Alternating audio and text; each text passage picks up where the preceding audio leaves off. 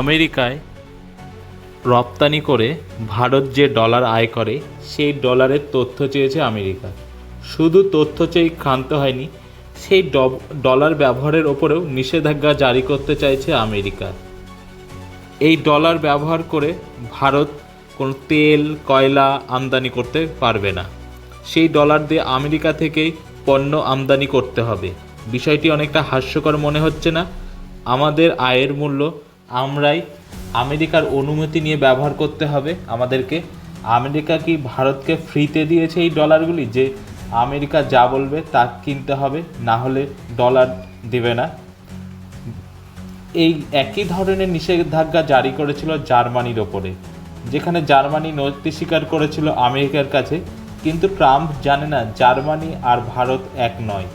এই নির্দেশ আসার পর ভারত তার পাল্টা ঝটকা দিয়েছে আমেরিকাকে। ভারত জানায় আমেরিকার বহু কোম্পানি ভারতে এসে ব্যবসা করে বিপুল পরিমাণ অর্থ উপার্জন করে আমেরিকায় নিয়ে যাচ্ছে। সমস্ত কিছু নজরে রেখে চলেছে ভারত।